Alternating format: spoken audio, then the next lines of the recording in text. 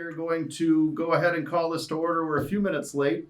If everybody would rise for the Pledge of Allegiance, please. I pledge allegiance to the flag of the United States of America and to the republic for which it stands, one nation, under God, indivisible, with liberty and justice for all. All right. Let's see. Additions to the agenda. We have a request for the Republican Caucus to use our town office on July 30th. Can we add that, please, to new business?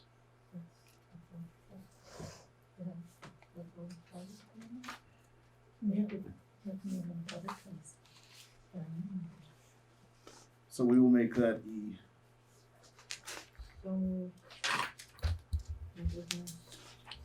Second. Moved and seconded. All those in favor say aye. Aye. Opposed? Perfect. Chair's remarks. I do not have very much to say other than I would love to welcome to the town of Vernon our new town administrator, Maggie. She started on Monday. We are super excited to have her. Judging by the stack of notes on her desk, we have done a fine job in piling a bunch of work onto her. So welcome to town, Maggie. We're super excited you're here. Maggie is hopeful to move to Vernon and be a part of our community, so that's great. There was a nice write-up on the Facebook page, the town unofficial website. Thank you, Martin, and the Reformer ran a nice article as well. So with that, open public comments on agenda items. Anybody on Zoom land? I see some head shaking. Perfect. Guests tonight, we have our state rep, Sara Coffey, with us, and she has asked to join us to give us an update on just the happenings that's going on. So, Sara, I will turn the floor over to you, please. Thank you, Chris, and it's lovely to be here tonight with you. Can you hear me okay? Yes, we can, yep. Okay, great. And I wanted to add a welcome to Maggie. I look forward to working with you, and welcome to Southern Vermont. You've traveled a long way, and I'm here as a resource and a partner for you and the Selectboard. And I don't want to take up much time. I wanted to come back.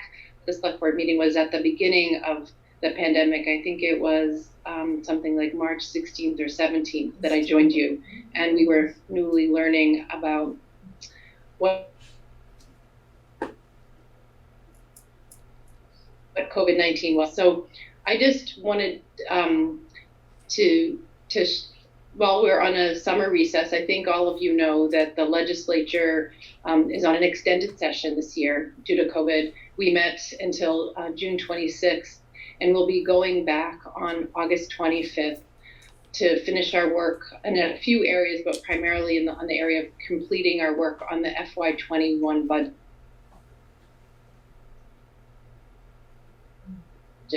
So,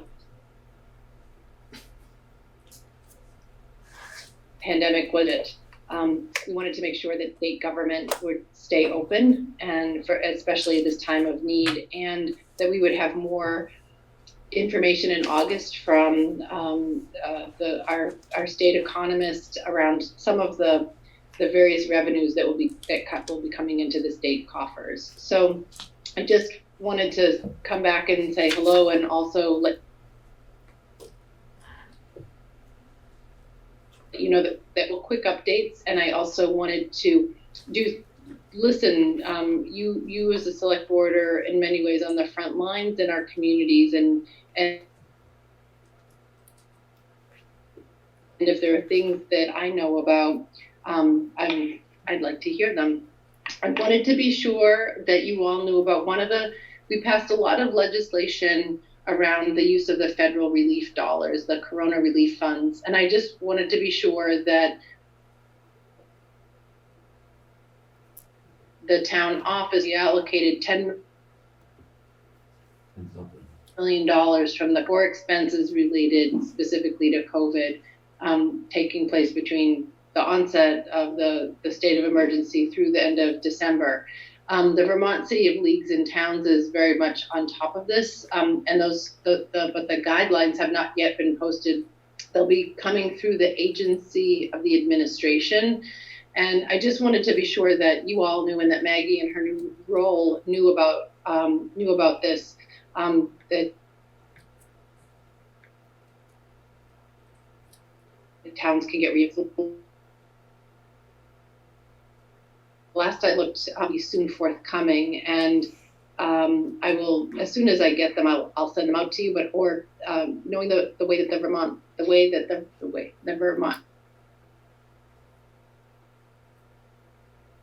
VLCT word well, and I just wanted to be sure that folks knew. I think that at this point, a lot of the relief dollars have gone out. The deadlines opened earlier in July for our small businesses and our farming families and our healthcare providers. And I just wanted to let folks know that if they are having any challenges with any of those grant programs, or people are having to navigate state government in ways that they hadn't before, such as like with unemployment claims and PUA and applying for grants for their businesses. So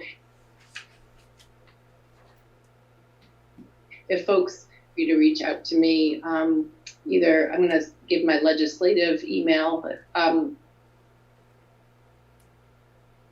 which you can find on our state.vt.us, or call me at home, and my home phone number is 802-257-0288. I am anticipating that we'll be working remotely, confirmed, but that's what we're anticipating. While I've been home, I've also been making calls that there's a lot of concerns about how we are reopening our schools. And I'm excited to say that I think we have a great new superintendent, and Andy Skarzinski. I hope I'm not saying his name correctly.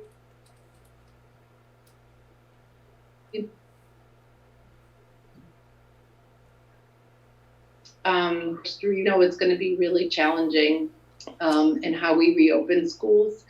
We all want to have all the information that we need to make good choices for our children and our families. And there are going to be options of students for remote learning or in-person learning. Members of our legislative delegation who are who represents the supervisory union met with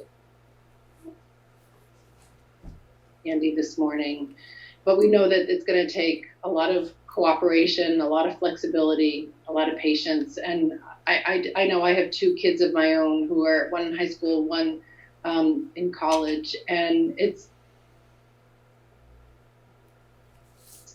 very, so know that we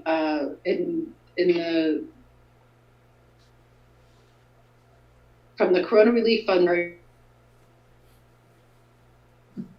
anticipating reserved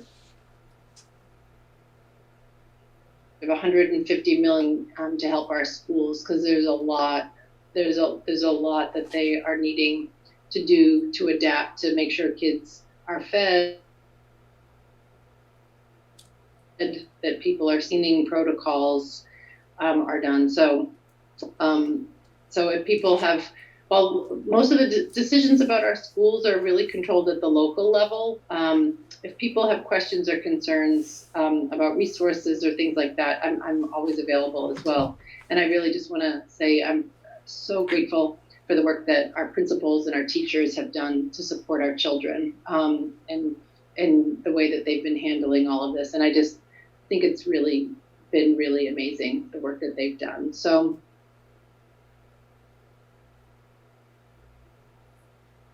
I'm very that just to give, focusing on when we go back in August, we'll be focusing on the FY21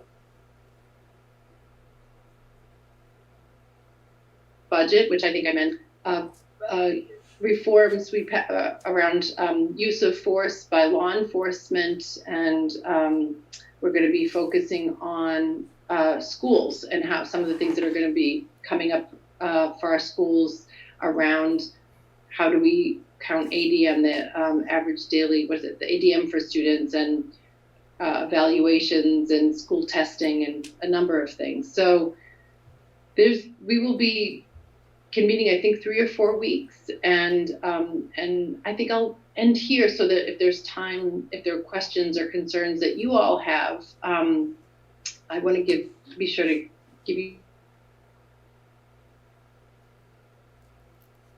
some airtime, but also these. I think Vernon has a terrific select board. So I will end on that note.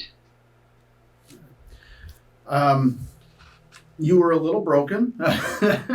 I think that we got the gist of it. It did keep cutting out a little bit. Our internet here has been a little bit lagging today. But we do appreciate you joining us this evening. Does anybody on the board have any questions for Ms. Coffey? Anybody in Zoom land have anything for Ms. Coffey? Brana, go ahead. Of course. Sara, what's the latest on broadband? We got some communications about what towns are going to be addressed first. And Vernon wasn't on that list, and I was wondering why that much unserved and areas. That I know of, we have 2. But, so, Brana, I think you probably know this level is regulated at the federal level. We passed legislation last year about the creation of communication union districts, which I know you know about. But I think when you have questions specifics about how the communication union districts are going, that is outside of our purview as legislators. There's a Southern Vermont CUD, and I think that towns have been joining the CUD. Vernon is a member of the Deerfield CUD, Deerfield Valley, as is Guilford, Brattleboro, Putney, lots of places. So while I'm not trying to sidestep your question, I really think your question is probably better directed towards the folks who are involved in the CUD. And who are the representatives from Vernon who represent Vernon in the CUD? Munson is the voting member, and I'm the alternate. So perhaps I'm not answering your question. No, that's all right.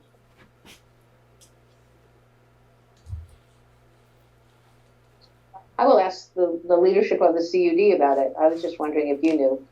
No.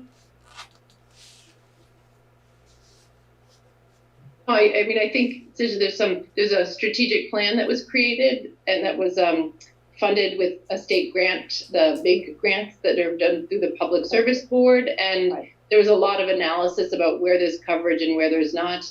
And I think there was a price tag of $35 million to build out the fiber network to all of the households in the towns to cover. But that is the latest that I've heard, and I think they're getting things together about communications. And there is going to be money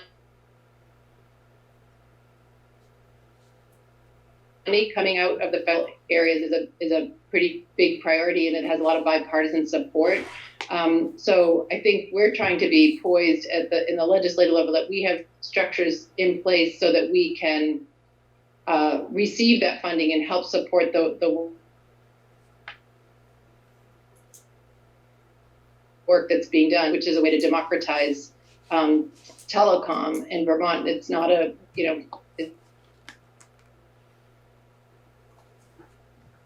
it's not a commercial. Make sure that some of that funding can go to the CUDs. So, well, and we're on it. If there are questions that that need to be addressed in the legislature, I'd be happy to carry those forward. I should correct what I said and said, we're not on the list for the very first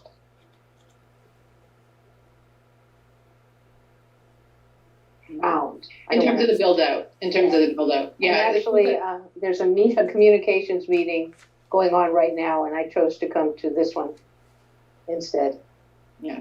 I'll be joining it. I think while you say that Vernon has good coverage, I'm fairly good coverage. They are addressing the priorities are for school kids who don't have access to any, internet, and that's been a lens that they've used, that they're trying to target some of that corona relief funding for that. And so you're right, that won't come to Vernon, but I think I'm really pleased that the select board in the town has decided to be part of this up until now, and we will be in the future. Yeah. It will be addressed. Anything else for the representative? Seeing nothing, Ms. Coffey, thank you very much for joining us. I'm going to go on to Dave Emery and Mark Snow for a COVID-19 situational update. The floor is yours. Mr. Chairman, thank you again for the invitation. I don't have a great deal to report. There hasn't been a great deal of changes since we talked on the 7th. However, some of the statistics that have changed is since the 7th, there's been 112 additional cases in the state of Vermont. Today's statistics are 1,366 total confirmed cases. That's 7 more than yesterday. There's 3 in the hospital, and 16 people are in the hospital being monitored. I guess the news that makes us feel a little bit better is Vermont is still one of the best and probably on the top of not having lots of spikes and increases. We haven't had a death, fortunately, for over 30 days, and we remain at 56. So that's as sad as it is, it's good news that that's happening. Vernon is still hanging us very low on the totem pole. We haven't got any reports of anything going on that's severe. I continue to be in teleconferences weekly, or sometimes more than that, with all the EMDs and emergency responders throughout the state. Probably the most important thing to remember now is it is spiking across the country, and the West, as you know, is seeing record-breaking virus outbreaks. So hopefully it's not going to return and come back east, and hopefully we're going to remain where we are. It's the same message: wash your hands, social distancing, and face masks. That's the same message that's been out there for a long time, and I think looking around this room, it's taken seriously. However, it's not necessarily, I know that watching the news that there are some complications with the face masks, with some. However, I do think that if you look at Vermont in its entirety, we've been pretty fortunate following the rules. Ms. Coffey talked about the school openings, and I can't and probably won't tell you what I know because it's going to change tomorrow. And it's a very fluid work that they're doing. Vernon School's in good shape. I know the physical plant, the building itself is seeing some significant changes in air handling and stuff like that, and different pieces of equipment that are being brought in. However, I don't have a picture on what it's going to look like with who's attending and how they're going to do that. Probably another thing that we need to be concerned with is there's been the heat wave, and it looks like it's not going to peter off too quickly. It's still going to be warm out here for another few days. However, the humidity is supposed to break a little bit. So I can say, hydrate, try to get in out of the sun, and check on your neighbors. If you have the opportunity to see and check your neighbors to make sure that they're okay, that's really an important part. Other than that, I'll take any questions and then I'll turn it over to the health officer, Mark. Michael, any questions for Chief? No, sir. Jeff? Gene? Sandy? Thank you, sir. Mark, can you hear us? I don't think any of them. Hear me? Yeah, go for it. It's all yours. Use the internet while it works. It's working, it's just slow. Hi, everyone. Hope you're doing well. Maggie, welcome to Vernon. I look forward to working with you throughout this pandemic and whatever other issues may arise. I really don't have much to add than what Dave said. The message remains the same.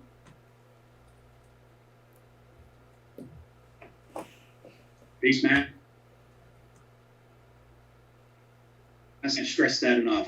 I think that's the message that other states are trying to get out to their folks now, because people are realizing that those three basic items can make a difference and do make a difference. So my hat's off to everybody in this area for taking the proper precautions in state guidelines. And I would just encourage everyone to continue and to follow the state guidelines and protect themselves as well as others around them. Chief, I had just thought of Sandy had asked about the state of emergency earlier. Could you tell us where we're at on that, please? Yes. And your recommendation for the town of Vernon. I have it in my notes and obviously so the state of Vermont is still in the state of emergency.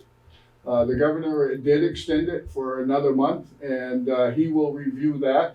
And that's based on a multiple stuff that he gathers from his experts. And what probably the most important part of that is the state of emergency allows us to continue to be frugal and look for funding if we find it necessary.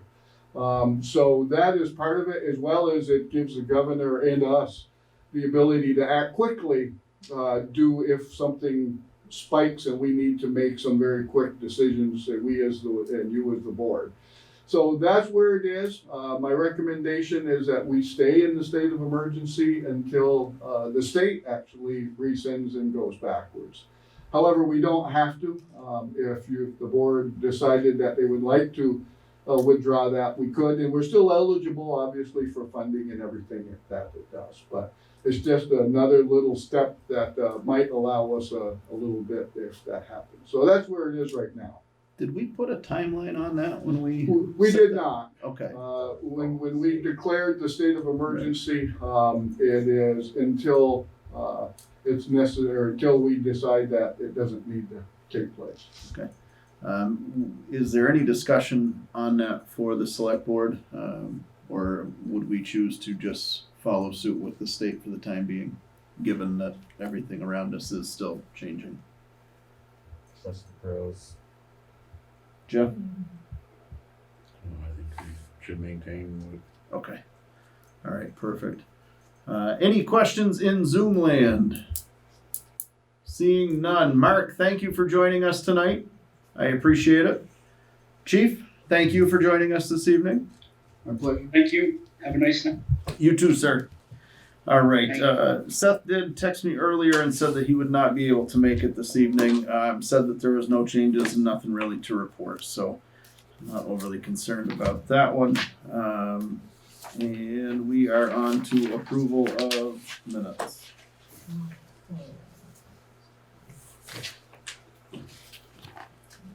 I just had one thing. The last executive session, so at the very end, it says that we just went with the assistant fire chief, but didn't have the chief in on that one also. So, Yeah. add fire chief, chief into that. So I'm going to make that correction to the minutes. Second.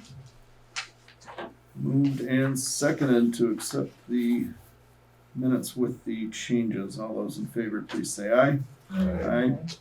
Opposed? All right. I do believe that we are still missing some meeting minutes. We have not done any of the, special meetings. Okay, I think I had a list somewhere. all right. Maggie, if you would make a note of that so we can get caught up for previous meeting minutes for the first meeting in August, please. And I'm sorry, what meetings were those? Well, you know what? Look at your list. I'll get together with you. We'll talk because it's extensive. All right. And bills and warrants, please. Okay, Mr. Chairman, I move that we approve payment of the following warrant. 2T Accounts Payable, $73,588.41. 27S Payroll, $11,988.95. And 28S Payroll, $12,908.91. Second. Moved and seconded by Ms. Harris. All those in favor, please say aye. Opposed?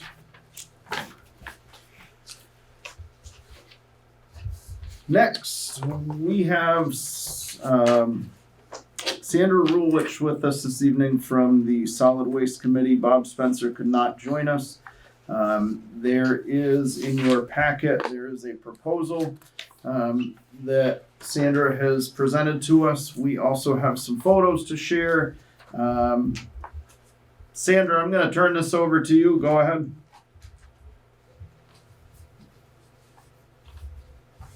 You're muted. You're going to have to unmute yourself, please.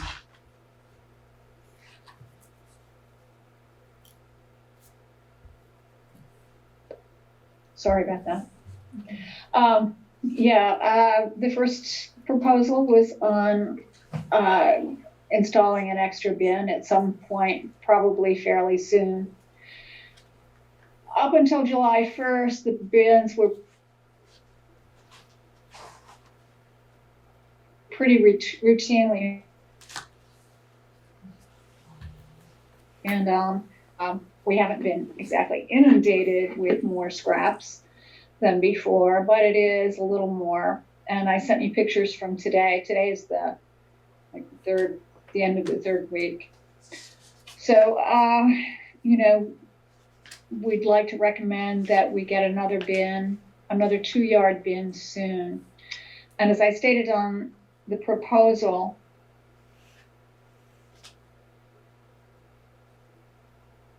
I discussed a gas gill at Triple T because some people thought, well, maybe we could save money if we just got big bins or maybe one big bin. It turns out they don't bill that way. They bill by the cubic yard. And it's $140 per cubic yard.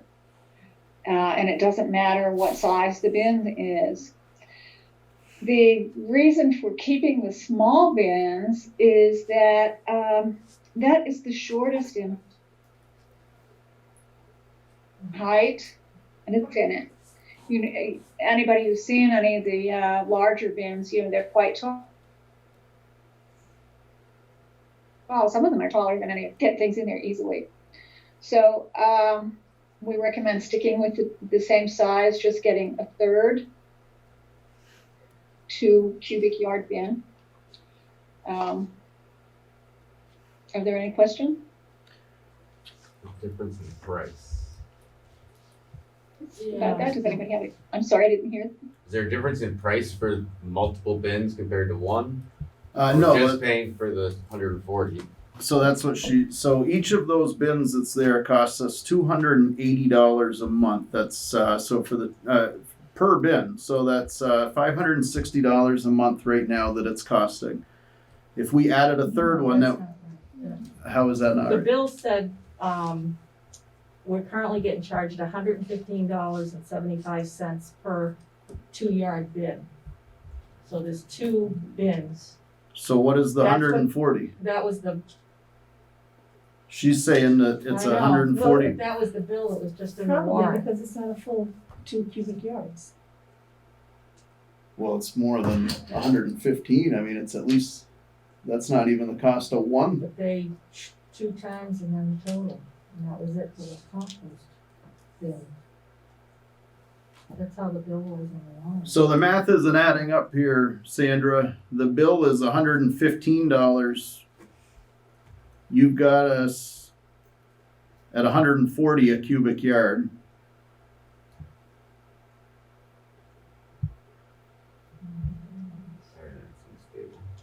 Was it, where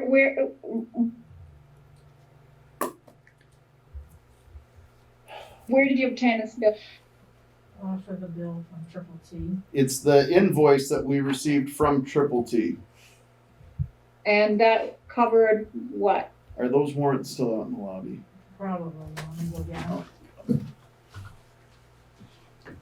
That's the money I'm spending for 2 chargers. 2 times 115, and that was the total, and I checked that was for the compost.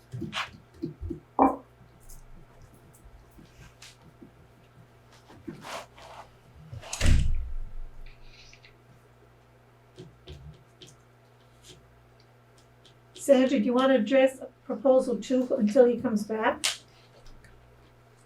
Sure. And that, we were talking about the The safety issue, which is pretty situation self-explanatory. at the, Oh, he's already back. He's fast. I don't run often. anyone, Needs a copy.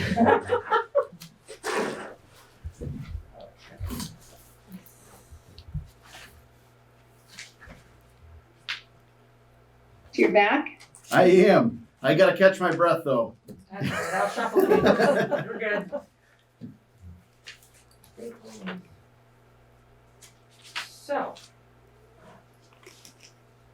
I can't see you very well. all right, so June 30th, Yes, indeed. 1 2-yard, 115.75. 1 2-yard, 115.75. So 231.50 for the month For of 4 yards. June. Wonder what the difference in the figure. Was there a, Sandra, do you know if there was a There's- price increase after July 1st? Oh, this Zoom is gonna. So, another So I'm wondering if that price changed after well, the new July contract. 1 because of the new scrap laws. Was that per cubic yard? No, that No, was for per 2 cubic. container. Per container. They usually charge per container. Cubic yard? No, man. Can you table something for you to sign?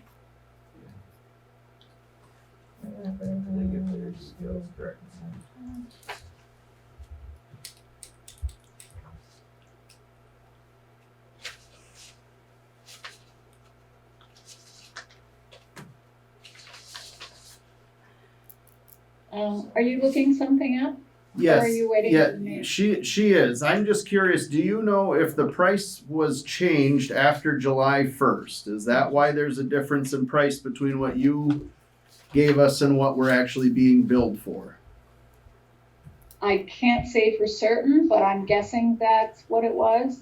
It was $140, the new price from here forward, anyway, it's $140 a cubic yard. Therefore, $280 a month per 2-yard bin. No, Well, no. that's significantly. So if that's the case, then I mean the cost of those dumpsters is already double what it was on the 30th of June.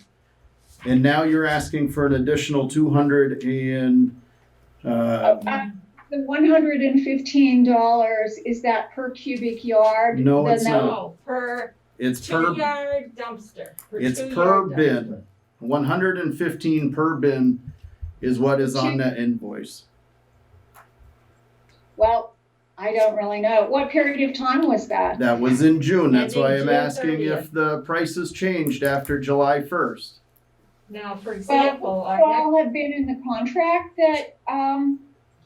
that was signed in June, was that in June? well, I can't find anything about the composting and that, but, Yeah, that shouldn't have been in that because that was all kept separately. yeah, I don't have anything on that. But a 4-yard dumpster and is $150 at the rec area. Mr. Chairman, I move that we table action on proposal 1 until we have clarification. Second. Yeah. The 6-yard school, $210. Yeah. All right, we have a motion to table proposal 1 until the solid waste committee is able to get the accurate numbers so that we can make a decision. All those in favor, please say aye. Aye. Opposed? All right, proposal 1 has been tabled until a further meeting. Sandra, go ahead on to proposal number 2, please. Proposal number 2 is, addresses the site where the bins are located at the town garage, large paved area and the drop off. And it's a very steep drop off. The little bit of ground that Michael, can you pull up the waste photos?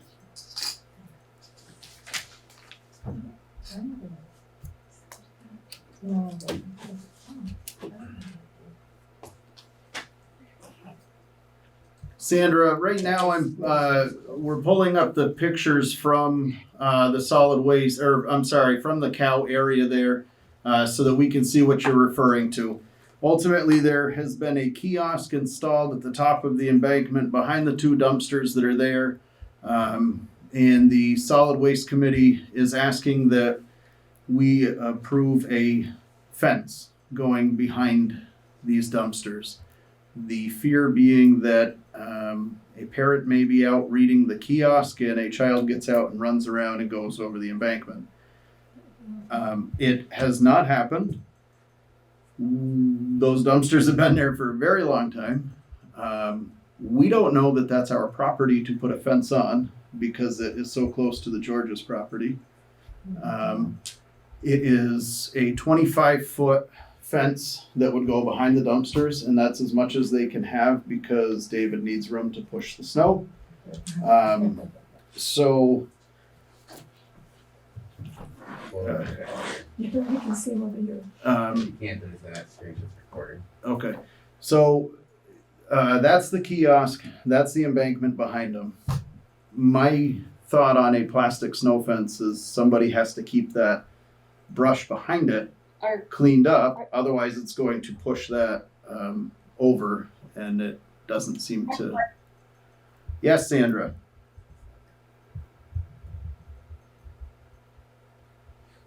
Good for a moment. So I don't know if you said something that I didn't hear. I was just trying to give everybody an update on your proposal 2, explaining to them that you guys wanted to put a snow fence behind there out of fear that somebody could potentially fall off. And then I had raised the concerns that we don't know that that's our property. It impedes the snow removal, which only allows you a very short fence. Not averse to. I'm sorry? All right, so then it had come up that, Michael, there's a map on there, please, that the parking lot that is at the top, next to the church, is town property. So where that cursor just was is the parking lot, and then the gas pumps are behind it, and this is the town garage over here. The ones on the bottom are where it currently is. Okay, yeah. So if we were to move it up there, it's level ground, there's no place for anybody to fall off. There is not pedestrians, vehicle traffic, any of that in the entryway to the town garage where we have dump trucks and equipment in and out. And it would eliminate the need for the fencing there. So that was another thought, was to put it up there, and then we're away from that embankment altogether, which that embankment, with or without a fence there, still seems a little dangerous that rolls down into a stream and we're throwing all of our scraps at the very top of that. The pavement itself isn't level, and I think the parking lot up top is more level as Right. helped them get the bins filled more accurately. So that was another thought. I did have a brief conversation with David last week. He said it 6 to 1, half dozen the other. He doesn't really care where it is. So I'm not sure what the board's thoughts are there. Transmission keeps freezing. Yeah, we know. Yeah, we're doing the best that we can. Right now, we're just talking about the potential of moving those dumpsters up. That idea came out of a meeting, an informal meeting that Bob Spencer and Maggie and I had at the site yesterday morning. And that was moving the bins up by the road was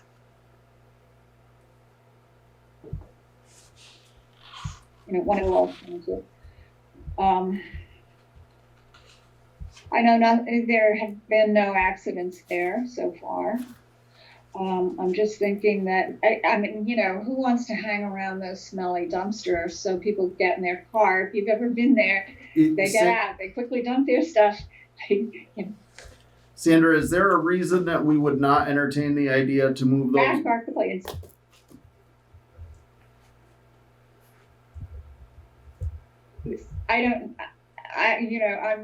I just got here. I'm a newcomer here. Is there a reason that we So- would not entertain the idea to move those up to that parking lot? I have no idea. I mean, it looks like a possible alternative. I don't know all the pros and cons. I don't know how other people feel about it. I think there is a problem with the area where they are because it is so close to the drop-off.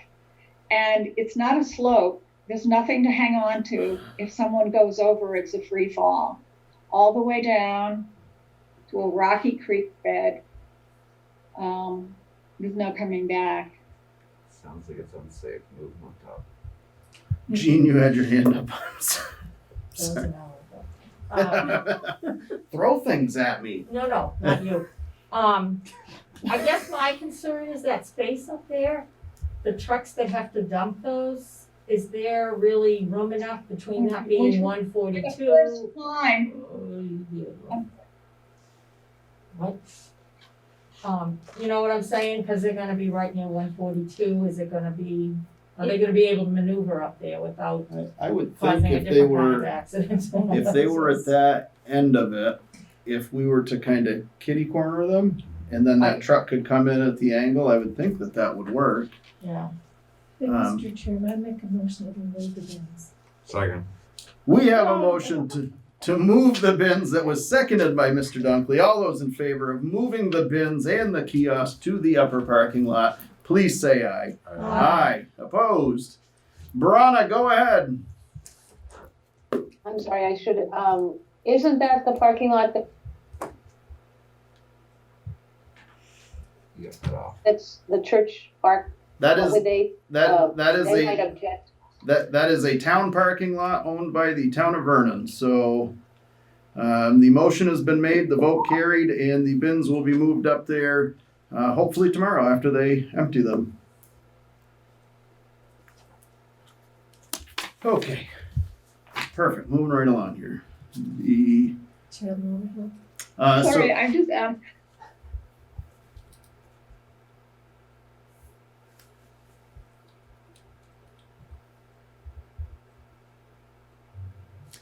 so Chad messaged us and said that he could not join us this evening. So really, this all started because we had some complaints about the lawn care and just the way that was, and then somebody had mentioned to me that our memorial over here was borderline disrespectful to the names on that. And I don't think that is any fault of anybody on that committee. I think that Chad is faced to do the majority of that alone. I think at some point we need to think about making a change on that committee and maybe get him some help. There has been some interest from another veteran in town. So I think at some point that's a conversation to have. So I went to can we bring up the memorial ones first? Those are the gazebo. They should all be in that same folder. Yeah. So when I got there, it was just all grown up along the sides. The middle was grown up. Underneath of the benches, all of the leaves from previous years had been piled up under there. And if you scroll through, that was the center of it, which that plaque has been stolen. Chad did know about it. I don't know how long ago that happened, but that's something that should be revisited. There is a need to actually get some, and I don't know what you wash that with, so that's why I did not do it that day. So maybe we ask the monument people what to clean those with. Brattleboro's been cleaning theirs a lot lately. True. But along the front there was trees, root balls from small trees that were growing up there. So that's all cleaned up. So I think we need to work on that memorial committee and just try and restaff that and see what we can do. Now, moving along to the gazebo, because that was also mentioned that the growth around the gazebo is one touching it. Oh, and that light is behind the memorial, and I feel that we need to have somebody come out and take a look at that. You can see into that box and the electrodes are exposed. So there's that. And then the gazebo, you can see that the vines are climbing up on it. There's one picture in there where you can see that you cannot even get into the gazebo. The bushes have overtaken it.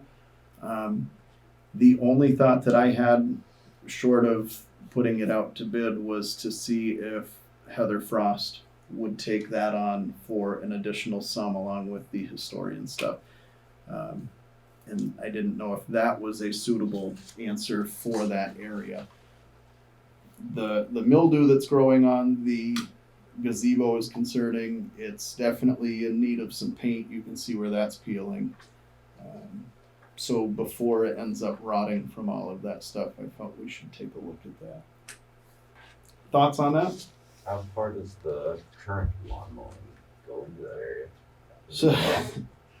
So I'm so glad you brought that up. We've had an issue with our lawn care.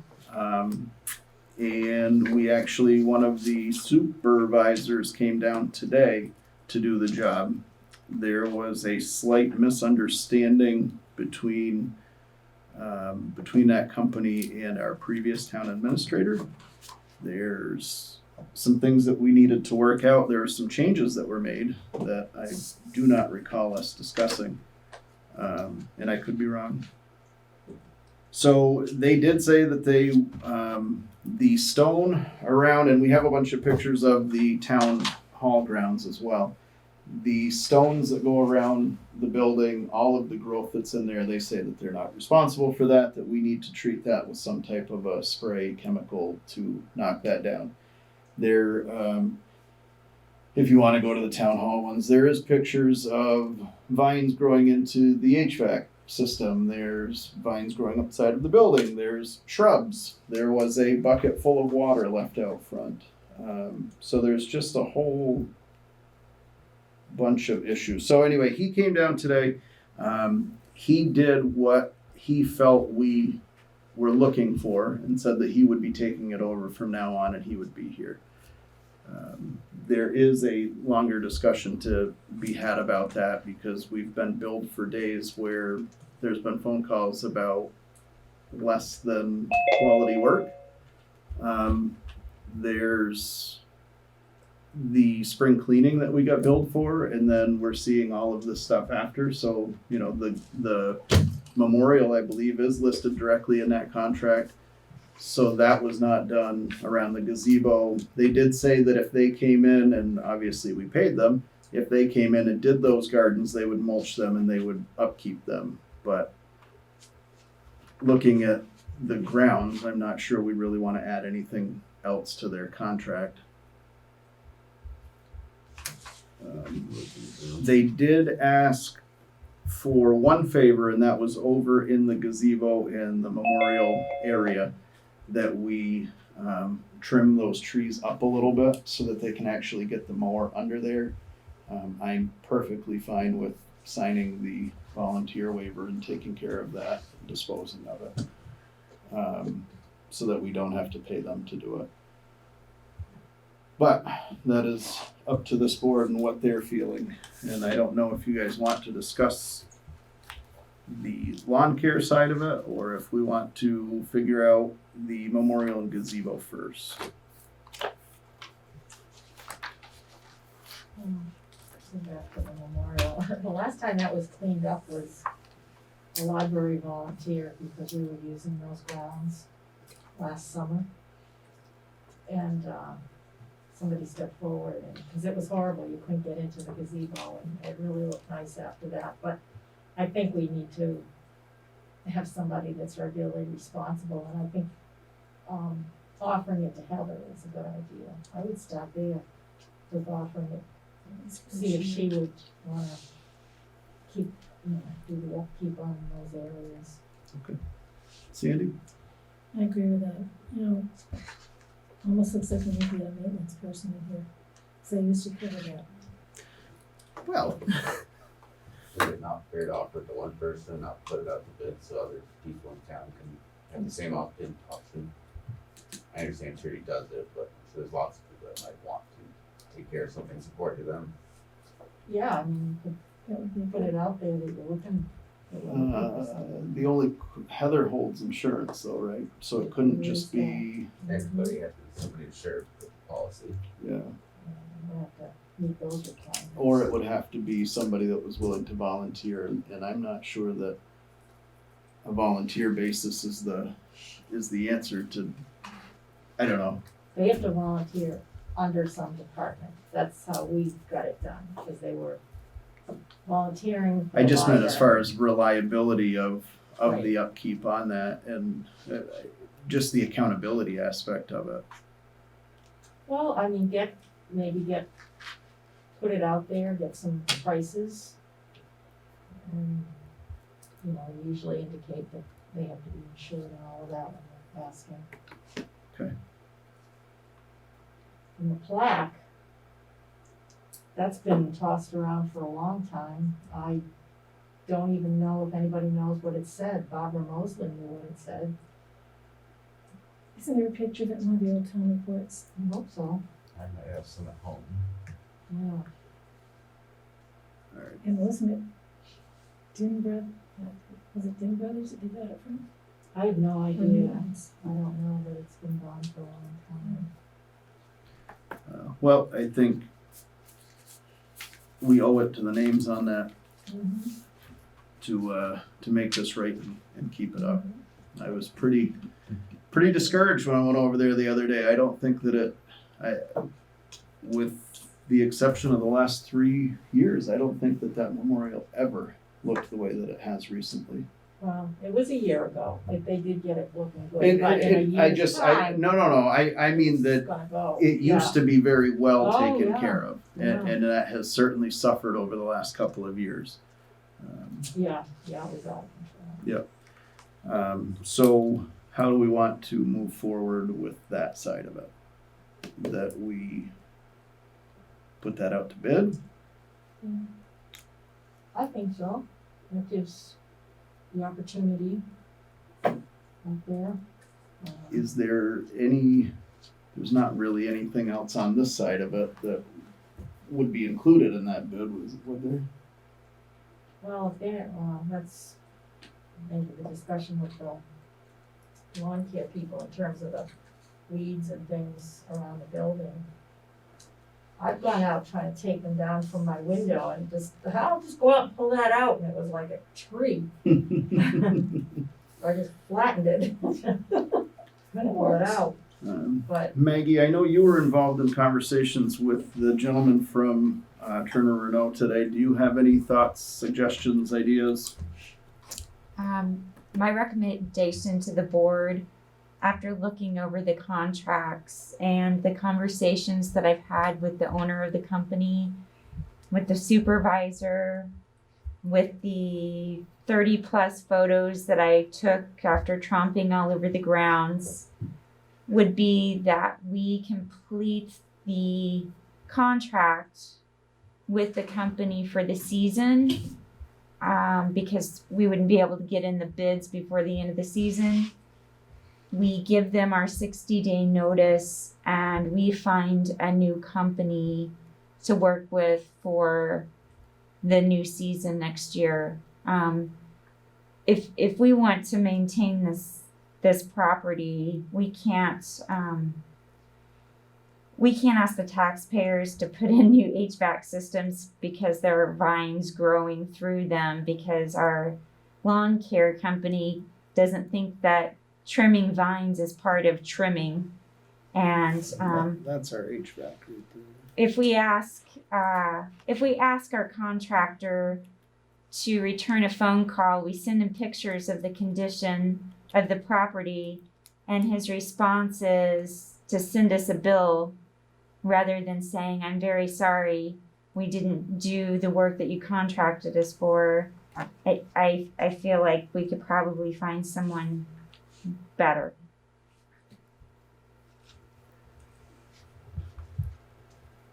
Yeah, I think there's some lawn care businesses right in Vernon, so perhaps they would be interested in doing. I will add that the gentleman that I spoke to today said that the person that wrote the contract from their company underbid this contract. It does expire next year, and so the price that they would come back in with for next year will not be the same price.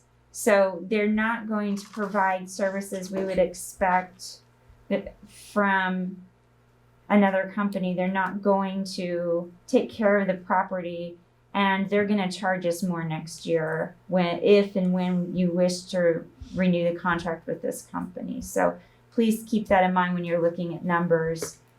Their price is also not going to be the same.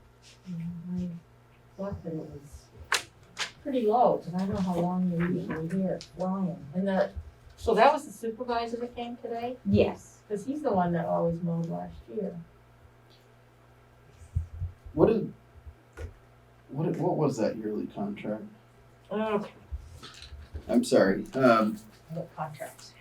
Well, I'm just wondering because we're, the cleaning company that we're contracted with isn't really pulling their weight either. I've still got my cans in it from my first select board meeting.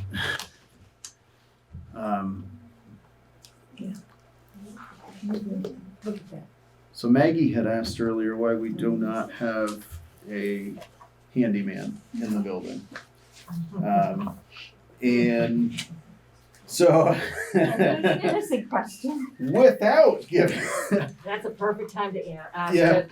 but I'm throughout the conversation, if we're not happy with the cleaning contract, if we're not happy with the lawn care contract, and the building has little things that need attention, I mean, if we're $16,000 to $20,000 in just between the two contracts and we're not getting what we want, then perhaps it's time to start looking at a part-time position of somebody that mows the lawn, does the grounds, and does things in here as well as the cleaning. Somebody that will actually do it. We used to have 2 full-time and 1 part-time. Mm-hmm. And that memorial never once looked the way that it Oh, does. no, it was. I remember seeing them out there on their hands and knees, especially when Memorial Day was coming. Yep.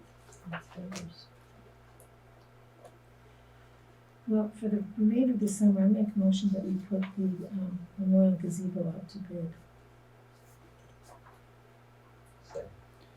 We have a motion that has been seconded by Mr. Root to put the Memorial and Gazebo Gardens out to bid.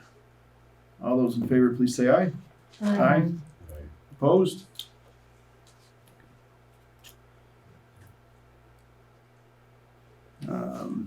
And then everybody's thoughts on riding this season out, we would have to, August, September.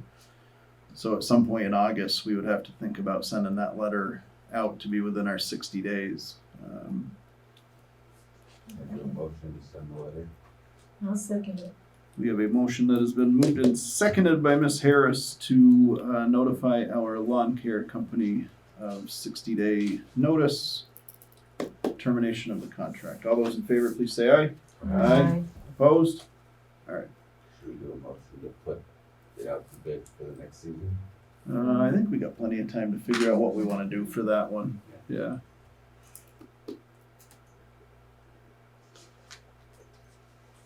I was just curious. I want to say they came in at like 66 or something. See, I don't think I have their actual contract, I just have the, RFP. We have their contract here. Oh, okay. I knew I looked at it somewhere today. Mel said that anything extra that we would want done this year, any chemical treatment, any extra weeding, trimming, anything is an extra expense. So please keep that in mind if there's anything else cosmetically lawn care that you would like done, that will be an additional expense. But that was in this contract that they. Oh, I'm so glad you brought that up. It's Man, this already keeps getting in better here. and better. It's Already in here. Oh, it's in that one. Oh, I gotta wait and see. It's the one from them. Apply lawn treatments as needed, That, planting that would be the one that is on our town records. Yes. You're correct. So then here in my hand, I hold this fancy piece of paper that has been folded up in his pocket that they felt that we had too much in there. So they printed out a different one signed by our previous town administrator on the 21st of August in 2018. But the contract that we have was signed on, can you skip to the back? It was the 28th. 30th. 30th of 18. So that one was signed and put into record after this one was signed by the town administrator. They then signed that contract as well as this one on the 30th. And we do not have this on record anywhere. This is in this recorded, this is in the records.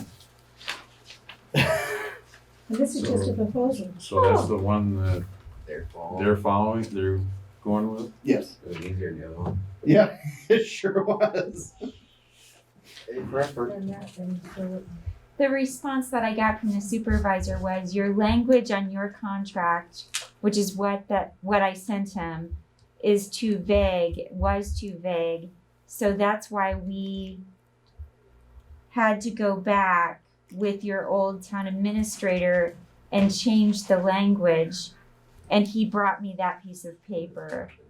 there's a lot of the same thing. And I Yeah, said, the only thing they did was take out things they didn't want to do. and I said, I believe your language is too vague. And I believe that this is inconsistent. None of that matters. But They see signed that it. letterhead? They should have So signed it and it's agreed. from them. It wasn't, we Yeah. did not write that per se, it has their name on So it. I don't. There was some fishy stuff going on with that today. I think that he is very clear that we're not happy. We're not pleased. This is the second time that we have had to. So if you look at the invoices from them on the very first one, June 3rd. nope, the one right before that. Mow and trim on 5/28/20, spring cleanup on 5/28/20. They charged us for both. I have the phone records here. I called them on the 30th. 4 times I called them on the 30th before I finally got a call back on the 1st to tell them that there was an awful lot left not done over there. They still very kindly billed us for the full price, and they billed us for the entire spring cleanup, which I just finished their spring cleanup last week. And when I brought that up today, he said that that doesn't make sense because he bills out whatever they bring back. So it seemed to make sense in my mind that the kid made it look good on paper. and said that he did his job when he didn't. I had $95 to mow here. Like I said, when I'd see them, how long it took them, I'm going, that's insane. You're in the wrong business. Yeah. So that's, there was a couple of red flags that came up today around this entire thing, so. For change. All right, so we've made that decision. Life is good.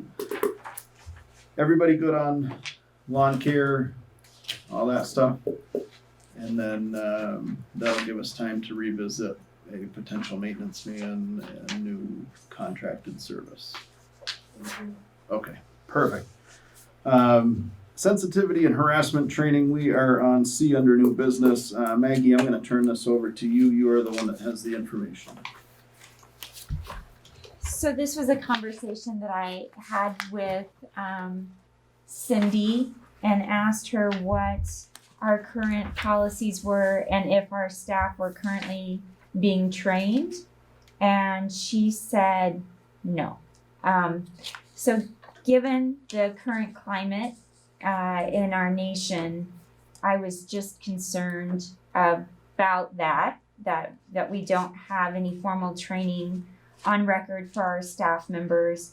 It really isn't considered just sexual harassment training anymore. It's overall harassment and overall sensitivity training. I am a certified harassment trainer, so I could take a video and do the harassment training with the packet information that you all have and upload the tests so that any staff member could take the exams, watch the video, and then once they've completed their exam, would have that certificate and exam that we could put in their employment file in Cindy's office for 12 months. So they could just take the exam annually. Vermont does not have a state requirement for that. However, it is federally mandated that employers follow certain regulations, and Vermont strongly encourages it. So my recommendation is that we do this as a protection to the town. The employees would very much prefer to do this online than sit through a 4 to 8 hour class. You will save a lot of money if you don't pay someone $2,500 to come down here. The VLCT does offer a scholarship to pay for the training, so we could apply for that. But in addition to that, they will pay for an entire group. They will pay up to $2,500, but they would also just pay for a single employee. So I can't train myself on harassment, but I could do just my single training. Again, I'm already at work. I could do it online. Mine would be in the file. We'd be covering me, but then I could do everybody else's training and they would all be covered. And it will take them maybe 30 minutes out of a work day. And it's not going to cost the town money sending people off to training or an expensive amount of money to bring a trainer in. And it's also going to protect the employees and the town from any potential lawsuit. So I would really recommend that we just add this to our procedures and that we initiate this, perhaps giving everyone the opportunity to complete this by October, and then we just do this annually. Mr. Chair, I move that we do that. Yeah. Moved and seconded by Mr. Root. I just want to clarify, you did have a conversation with Cindy about this, and we have touched base with her, and she's been involved throughout this? Yes, I asked her first, and I asked her what she thought about doing it online. I asked her if she would be comfortable with me teaching the class, or if she had, we've been involved in communicating throughout the whole process. she felt like it was a good idea, that it made sense economically to do it this way rather than hiring a trainer. To be honest with you, if I was going to go train anywhere else, I would be charging $1,200 for 4 hours and $2,500 for 8. So that's what any trainer gets. So you guys are getting a deal. All right, so we have a motion that's been moved and seconded. All those in favor, please say aye. Aye. Opposed? All right. Is there any other trainings that employers give that we're not giving? Great How do we question. Open this. And this isn't something I've had time to check into that I probably will try to soon. The questions I would have is, our OSHA training for our highway department and our rec department. I know that the rec department has to work with chemicals, so does the highway department. Those are not fun trainings. Again, those are things that can be done online.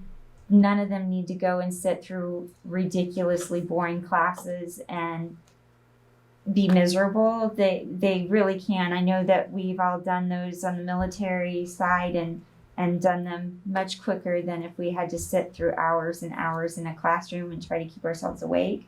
So if I'm able to find those for them online, I can bring that report to you. So is the board all right if we were to task Maggie into looking at additional trainings to make sure that we are Applying with federal and state law. perfect? You all right with that, Maggie? To make sure that we are compliant with federal and state on our employment. Yes. Perfect. I had a question. What's the content of the first training, the harassment? What kind of content is it? To be nice, Brana. Union content. It's it includes all forms of harassment. So it's not just the sexual harassment. It includes any type of harassment that would make a staff member uncomfortable in the workplace. You good, Brana? Yeah, I think I'll come in and talk with Maggie or consult with her because I'm interested in stereotyping and the effect that has on people. I'm particularly right now in a book group that's reading White Fragility. Okay. So I was just curious. All right. We are on to D, State of Vermont House Bill 942.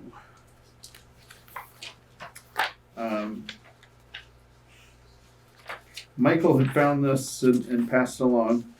There is an overwhelming amount of information in here.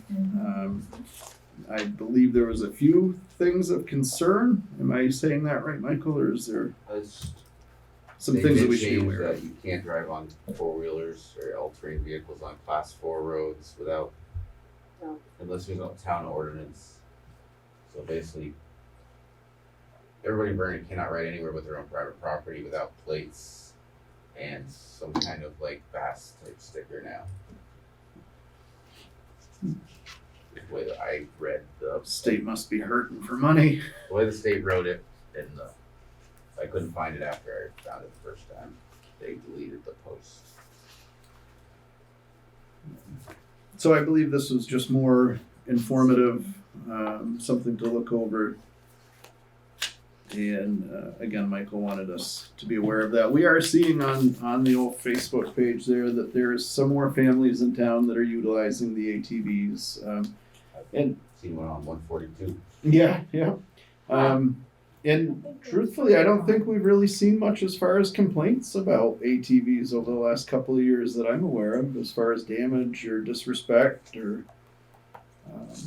Can't drive them anyway. Yeah, that's probably why. So when we start looking at the ordinances, perhaps we should. There is not one in there about ATVs. I don't believe that I've seen.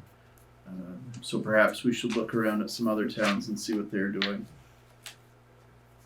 So Michael, I'm a little confused. So you own private property and That's the unless you, only property you can drive on is your own unless you've taken a training course, have a plate, and there's like a vast group for Okay. the Oh, state. but you can have permission from the landowner. Not without those things, by what I read on that post. That's not what I got. It used to be. But like I said, the post was Permission. deleted after I read it too, so I don't know if they Okay. wrote it wrong and they deleted it. It was from the Game Warden. Oh, Okay, because I was reading it today, because, and I didn't get So like that. I said, what I seen was deleted, so it might not have been accurate. But we can certainly see what Guilford and those other small towns like us are doing as far as ATVs and Yeah. see if we can make it so that it doesn't lock them to riding on there. That way they can go tear up Jeff's fields. Jeff's father said I could do anything I wanted in those fields. All right then. there you go. You're all set. Is that a long list of things that you've done in that field or? I don't know. Okay, all right. I won't say anything. All right, so thank you for sending that around, Michael. But Michael, on page 38, it says on privately owned land where the operator is specifically invited to do so by the owner of that property and has the written consent of the owner. Yeah, I was just going off what I read. Yeah, Yeah, like I said, it got deleted after. We are on to E, that is the Republican caucus. Sandy? Yeah, we need to caucus before and the Democrats do too, before to choose JPs. We have to do it in a public place. Okay. So could I get a motion to allow the Republican caucus to use the building on July 30th? So moved. Second. Moved and seconded by Mr. Root. All those in favor, please say aye. Aye. Opposed? And one abstention, Maggie. Sorry, I'm not sure. just a moment, please. Who's seen? Ms. Harris. I forgot to add it earlier. I bought a microphone for our wonderful Zoom meetings. Could I ask the board for permission to submit the payment of $24.88 for reimbursement, please? So moved. Second. Moved and seconded. All those in favor, please say aye. Aye. Aye. Perfect. All right, so there's that. We are on to old business. Sandy, you wanted to review the footage on the Oh, I didn't do that. comp time. Yeah, So would we like to table this? Yeah. Okay, so we will table this until our August 4th or 18th. What's best? 18. To the August 18th meeting. We will table that for further review. And anything else from the board? Public participation on non-agenda. I see no public. Correspondence and town admin report. Maggie, the floor is yours. I feel like we already had quite a conversation. Okay. No, I did put in a couple of things for you to look at. The Census Bureau is going to be coming to Vernon again. They said they're going to be here in August.